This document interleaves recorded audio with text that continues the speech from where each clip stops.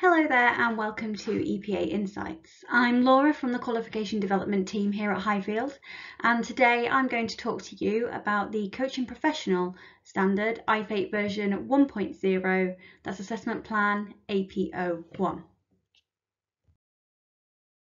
So why EPA Insights? Well, we want to be able to share with you what we've learned since assessing on this standard.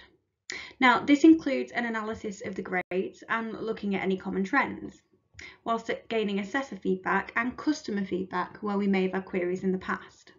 We hope that you find this useful. So the assessment is made up of 3 assessment methods. Firstly, there's the 90-minute knowledge test, which consists of 40 multiple choice questions and 10 questions based on 2 scenarios. The exams were reviewed and improved in June 2023, and the updated mock tests are available on our website. Next, we're going to look at the observation with questions and answers. Then we'll take a closer look at the interviews supported by the portfolio of evidence. And finally, we'll finish off with some general hints and tips for endpoint assessment. So on to the observation and Q&A. The assessment plan dictates that the learner delivers an individual coaching session with 2 separate coachees. So this should take place in a private and confidential space, whether at the learner's normal place of work or from home. Most sessions are conducted and assessed remotely, so this enables the assessor to be less obviously present during their coaching session. And you must observe the apprentice delivering 2 separate coaching sessions with 2 different individuals receiving coaching. Now, these coaching sessions should take up to 1 hour each, followed by one 20-minute question and answer session at the end, with a total assessment time of up to 2 hours and 20 minutes. So we analysed a proportion of learner reports where learners had failed to pass the observation. For each assessment criteria, you can see the proportion of learners who have either passed, failed, or not even been able to attempt the assessment criteria. The high proportion of brown means that learners in the main did not have the opportunity to attempt the criteria. We expect this to happen with distinction criteria, where there was not the opportunity to stretch to these due to time constraints. We've also identified higher rates of learners who have attempted criteria but unfortunately not passed them, and the trend here has been around the coaches providing directive or judgmental feedback to coachees, which we'll discuss in more detail on the next slide. So let's look at some of the criteria that learners are attempting but not passing, starting with the most common failures. So looking at OB6, delivers non-directive and non-judgmental feedback that is meaningful to those receiving the coaching. Now, the trap here is that the learners are generally being directive and or judgmental in their feedback, either intentionally or unintentionally. Learners should prepare to provide non-directive and non-judgmental feedback. Instead, be curious and inquisitive when offering feedback and asking questions. Now, what we're finding here is that quite a few learners are providing feedback to the coachee that could be seen as directional and or judgmental. The coach's job is to support the coachee to reach their own conclusions and actions and to help them gain insight to their behaviour or maybe help them see a different perspective. As a coach, feeding back your observations, things seen or heard from your coachee in a neutral and curious approach, supported by open, non-directive and non-leading questions, can help your coachee explore their thinking, for example. The use of language can also be really important here. Take care when giving feedback so that it couldn't be seen as directive or leading the coachee to think that's a good idea and sway them in a certain direction. It will be important for an assessor to see learners giving feedback in sessions, and this is more than simply summarising and paraphrasing what the coachee has said. Now looking at OB8, applies their own values, beliefs and behaviours, showing how these affect their coaching practice and when they use this to manage their effectiveness in meeting the coaching objectives of both the coachee and the sponsor. Now, the trap here is that the criteria is multifaceted. Some learners are only partially meeting that criteria. Learners should prepare to demonstrate self-awareness of their own values, beliefs and behaviours and be able to reflect on how these might affect their coaching practice. Learners need to understand their own values and beliefs and be alert to how these may impact their coachees in achieving the aims of the coaching session and journey. Being able to reflect on how their personal values both support and maybe potentially get in the way of their coaching sessions demonstrates a level of self-awareness that is required in coaching. This may be evidenced in words, forms of questions, or even body language of the learner. Now looking at OB5, uses appropriate questioning techniques to identify patterns of thinking and limited or enabling beliefs and actions. Now the trap here is that learners are not picking up and appropriately exploring patterns of thinking and or limiting enabling beliefs. They should prepare to identify words, phrases, behaviours and patterns, for example, and explore through questioning to help the coachee gain deeper insight into their behaviour. Now, what we see here in many instances are missed opportunities by learners to pick up and then appropriately explore with their coachees any patterns of thinking or clues that may point towards limiting beliefs particularly. Actively listening to coachees and being with them rather than focusing on what they are about to do and say next can help coaches really hear what is being said by coachees and help them hear thoughts that may be holding their coachees back in achieving their goals. Identifying this and exploring the belief or pattern of thinking through appropriate questioning and techniques to help coachees gain insight into their behaviour is what this criteria is asking for. So some more common failures then. OB1 applies a range of coaching models and techniques during the coaching sessions delivered to bring about insight and learning.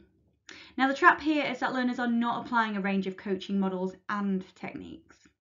They should prepare to use the right model and techniques for the situation of the coachee that can support the coachee in gaining insight and understanding their situation.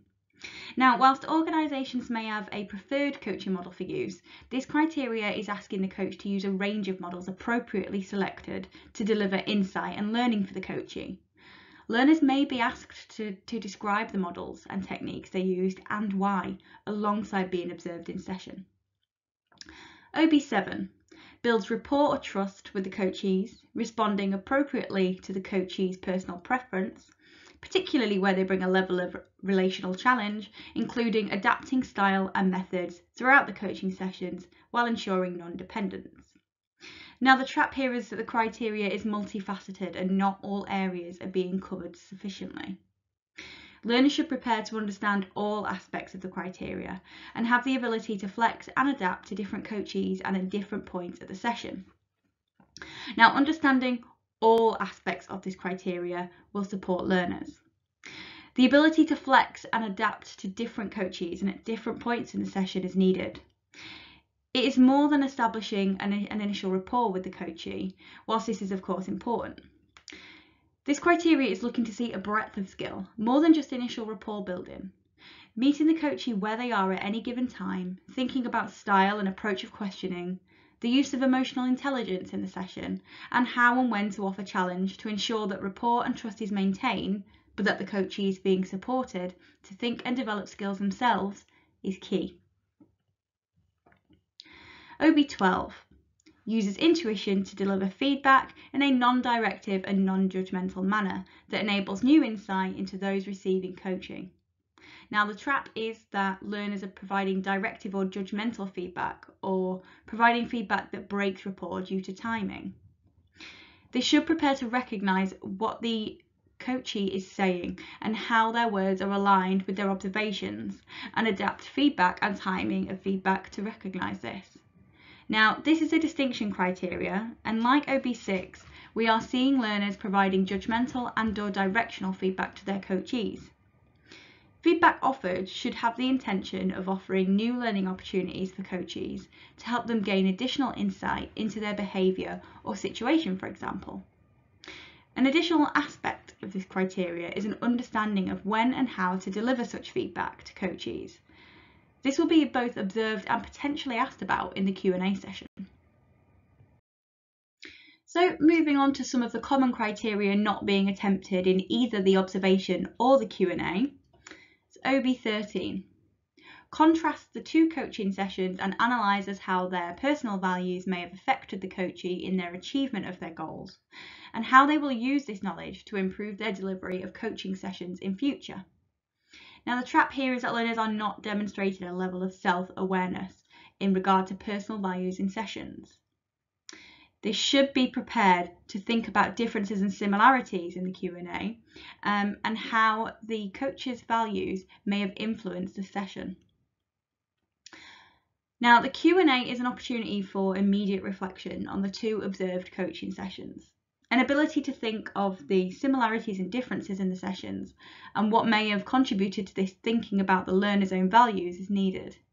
A good understanding of themselves and how this may positively or adversely have impacted on the sessions, and an ability to reflect on this and what that means for their coaching practice in the future is needed.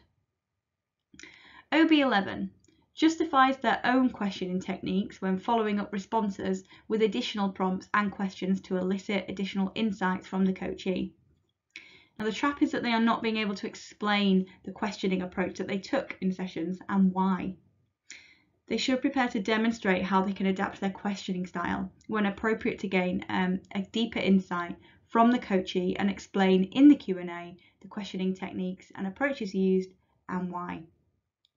Now, OB11 offers the opportunity for the learner to discuss their approach to questioning in the sessions, what techniques they used and why, what was the motivation for the type of questions they used, what examples could they offer, and what insights do they think their questioning approach could give their coachees. OB9 provides considered justification for why they use particular techniques for the 2 coaching sessions and how other coaching tools and models would have provided different outcomes. Now, the trap here is that learners are not explaining the rationale behind the choice of techniques, models, or tools used, and being unable to think of other models, tools, or techniques they could have adopted. They should prepare to provide a justification on why a certain model was used and provide examples of other suitable models, tools, and techniques that could have been used and reflect on what impact a different choice may have had. Now, this criteria is looking for the learner to really understand a range of coaching models. They should be able to explain in the Q&A the rationale behind their selection of models, tools, and techniques, but also think a little bit wider too. What other models, tools, and techniques did they consider? And why did they choose not to use them? What other models, tools, and techniques may have moved the session in a different direction or led to a different outcome? So now let's move on to the interview supported by a portfolio of evidence. Now, based on the portfolio of evidence, the interview is a structured discussion between the learner and the assessor. It will last 1 hour and the assessor will cover the pass and distinction grading criteria set out in the EPA kit. The learner should prepare for the interview by reflecting on their learning and practical experience during the apprenticeship and consider the best examples to meet the criteria. Let's look at the assessment criteria. Learners should ensure that you read the full criteria and cover all aspects. Remember, partially met is not met. Give succinct, real-life examples and stay on topic. Even though not assessed, utilise the portfolio as solid preparation. And give specific examples which demonstrate how the knowledge or skill has been applied in practice. Now, the learner should have access to their portfolio during the interview for reference, and the employer will not be present. Now, thinking about key points. Success for this aspect starts with a good portfolio of evidence. Although the portfolio is not marked, a good, well thought through portfolio can be the foundation for a good interview. And the interview is supported by the portfolio of evidence, so having good quality evidence with real examples for each assessment criteria will be good preparation for the questions that will be asked in the interview. As learners can have their portfolio with them during the interview, ensuring that the evidence is in the most accessible format is one key consideration. For example, whilst video and audio recording can form part of the portfolio of evidence, the learner clearly cannot use these to support them in answering questions in the interview. A full understanding of the criteria and paying attention to all elements within the criteria can better help prepare learners for the interview itself. So again, we analysed a proportion of learner reports where learners had failed to pass in the interview. For each assessment criteria, you can see the proportion of learners who have either passed, failed, or not even been able to attempt the assessment criteria. The high proportion of brown means that learners in the main did not have the opportunity to attempt the criteria. We expect this to happen with distinction criteria where there was not the opportunity to stretch to these due to time constraints.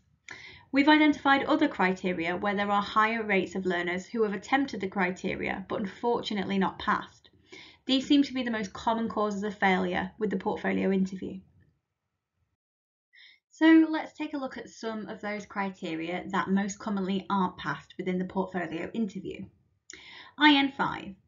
Explain how they work and contract with stakeholders to achieve agreed outcomes and act as an ambassador for the role, maintaining confidentiality and boundaries. Now the trap here is that learners are not having an understanding and/or an experience of how to contract with stakeholders whilst maintaining professional coaching standards. They should prepare to explain who the stakeholders are in their coaching practice and provide examples of how they've worked with them in their coaching practice whilst understanding and applying key aspects of the Global Code of Ethics. Now, whilst contracting and recontracting with the coachee is important, understanding and explaining how learners have contracted with other stakeholders is important too. How has a learner worked with a line manager, a senior colleague, or HR department, for example, in their coaching experience? An understanding of the Global Code of Ethics and the professional responsibilities of a coach here will support a learner in understanding and maintaining the boundaries expected of them and enable them to detail how they are uploading these principles in their practice. We're seeing learners who are unable to discuss relevant stakeholders and how they've worked with them in their practice and the approaches they took to ensure that the professional standards expected of them as a coach are maintained. How are they role modelling the best practice for coaches in their workplace for others to see? IN2 explains with examples how they perform reflection and research to determine the effectiveness of their own practice, producing personal development plans to maintain ongoing development in their role. Now the trap here is that they are not having any coaching related elements on a personal development plan and no link between reflection and ongoing development planning. They should prepare to have a well-evidenced personal development plan in their portfolio of evidence, which contains smart objectives and clearly shows how reflection has supported the identification of need. Now, what we're seeing here is that learners are not always having a coaching-focused personal development plan, nor are there clear links between reflective practice and ongoing development. Clear links between reflection, understanding, and areas of needs identified through reflection or supervision, and there being a link to an objective which is smart in a coaching-focused personal development plan is required. Learners should be doing their own research into coaching and demonstrate an active approach to evaluating their performance through reflection and a desire to find out more to improve and help shape their coaching style and practice. Being ready to discuss what they have researched, read and learned, why they did this and how this has improved their knowledge and skills as a coach will help the apprentice more successfully answer this assessment criteria. IN6 explains how diversity and inclusion informs their practice by providing a considered justification for valuing the inherent diversity between them and their coachee. The trap here is being unable to discuss examples of diversity they have encountered and/or considered in regards to their practice. Learners should prepare to think about diversity in its widest sense and how what the learner has done to ensure that their coaching practice is inclusive. Learners are often unable to discuss different elements of diversity that they've experienced in their coaching practice and how they've approached situations to ensure an inclusive approach is taken. Encouraging learners to think about diversity aspects in a broad sense may help. Some of the common criteria not being attempted during the interview are IN7, IN8 and IN9. These are all distinction criteria and may not be covered due to issues with time or because a number of pass criteria haven't been achieved. It may also be that a related pass assessment criteria hasn't been awarded and therefore seeking further depth in the topic area would not be appropriate. IN7 evaluates the systemic outcomes of the coaching session to ensure that it meets the desired outcomes of a range of stakeholders, including other members of the value chain they participate in, making recommendations to recontract to focus sessions on meeting future desired outcomes. Now, the trap is being unable to discuss the wider system that the coaching sits within, and no evaluation of the benefits offered to stakeholders through coaching. They should prepare to discuss evaluation undertaken and how coaching has supported a wide range of stakeholders within the system and achieved outcomes that they are working towards. Iron 7 is seeking to explore the learner's understanding of the systems within which the coaching that they are conducting sits, and the wider benefits their coaching has within this system. So more than just the benefits to the coachee. How are the outcomes of their coaching evaluated and monitored both by themselves and the wider organisation? And how do they use recontracting to support the coachee to focus on the wider outcomes that are being sought by different stakeholders involved? Iron 8 evaluates approaches to personal development and the way that coaching has supported this. Now, the trap here is that learners are not having given enough thought or evaluated what personal development works for them and what aspects of the coaching learning has helped them to develop. Now, they should prepare to offer examples of what professional development they have done and plan to do, and what works best for them and why. What have they learned about coaching that has supported their growth? Now, if a learner has a coaching-related personal development plan in place, as explored in Iron 2, the learner explaining how they have evaluated any learning they've undertaken and how they have thought about that learning in the application to their practice can be beneficial here. They must be prepared to discuss how they evaluate the approach they take to learning as a professional coach, what supports their ongoing development, and how they have learned whilst on their qualification to help them in their continued growth as a coach. Iron 9 explains how they have contributed to organisational effectiveness and strategic aims through coaching others. Now, the trap is that learners are not knowing the strategic aims of their business and how coaching fits into them. They should prepare to give examples of how their coaching links to the aims and objectives of their organisation. How do they know it's contributed and what evaluation have they done? Learners having a good understanding of their organisation's strategic aims and how coaching fits into this will help them be prepared for this assessment criteria. For example, does their coaching sit within a wider organisational development strategy, people plan, mission, and vision for the organisation? Knowing the organisational aims for coaching and how the coaching they are undertaking supports the aims of the people plan and wider organisation are examples of how a learner may demonstrate evidence for this assessment criteria. Now let's look at some general hints and tips for assessment. All learners will receive an EPA report. You can use EPA reports to analyse for your learners if there are any emerging trends and patterns on any particular area or assessment criteria they struggle on. This will help you to refine and continuously improve the quality of your learning programmes. Now, you should ensure all learners have access to their portfolio of evidence and are aware of where to easily find any specific information they may wish to use in their interview. Spending time on getting the portfolio of evidence right and of a high standard can pay off in the long run. Supporting the learner to be familiar with their portfolio and its contents can help in terms of making the most efficient use of the time available. Having good quality real-life examples which can demonstrate how the assessment criteria has been achieved can help the interview process flow more smoothly and allow time for adequate exploration of all the required criteria. Now, there are a lot of resources available, including EPA kits, with amplification to further describe the areas that will be assessed. There are think about documents for learners to help them prepare for their endpoint assessment, and more importantly, mock exams that have recently been updated. These are all available to download from our website. Now, last but certainly not least, these mock assessments. Now, these are a key tool at any level to help learners build confidence and practice.